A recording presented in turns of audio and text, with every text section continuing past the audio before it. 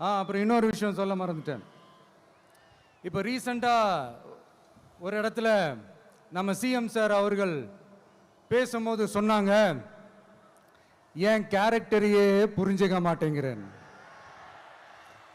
இது cinema dialogue இல்லையா? நான் ஏதாவது பேசினா சினிமா டயலாகா? சார் பேசினா அது சினிமா டயலாக் இல்லையா? சிலப்பதிகாரத்திலிருந்து எடுத்ததா அந்த லைன். என் கேரக்டரையே புரிஞ்சிக்க மாட்டேன்றது. உங்களை எப்படி தான் சார் புரிஞ்சுக்கிறது? எந்தெந்த விஷயத்துலலாம் சார் உங்கள் கேரக்டர் நாங்கள் புரிஞ்சுக்கிறது? அதையும் நீங்களே சொல்லிட்டீங்கன்னா கொஞ்சம் நல்லா இருக்கும் சார். சட்டம் ஒழுங்குல நாடே சந்தி சிரிக்குது அதுலையா? பெண்கள் பாதுகாப்புல நாடே சந்தி சிரிக்குது அதுலையா? பொய் வாக்குறுதிகளா கொடுத்து ஏமாத்தி ஆட்சிக்கு வந்தீங்களே அதுலையா? எதில் தான் சார் உங்க கேரக்டர் நாங்க புரிஞ்சுக்கிறது?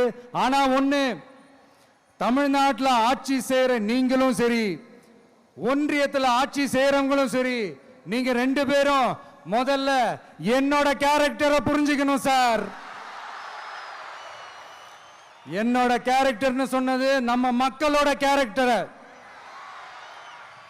2026 சட்டமன்ற தேர்தலோட அந்த கேரக்டரே கொஞ்சம் வேற மாதிரி சார். அதை கொஞ்சம் தயவு செஞ்சு நீங்க புரிஞ்சுக்கணும் சார். புரிஞ்சுக்கலன்னா மக்களே உங்களுக்கு புரிய வைப்பாங்க சார். கான்பிடென்டா இருங்க சார். நல்லதே நடக்கும் சார். வெற்றி நிச்சயம் சார்.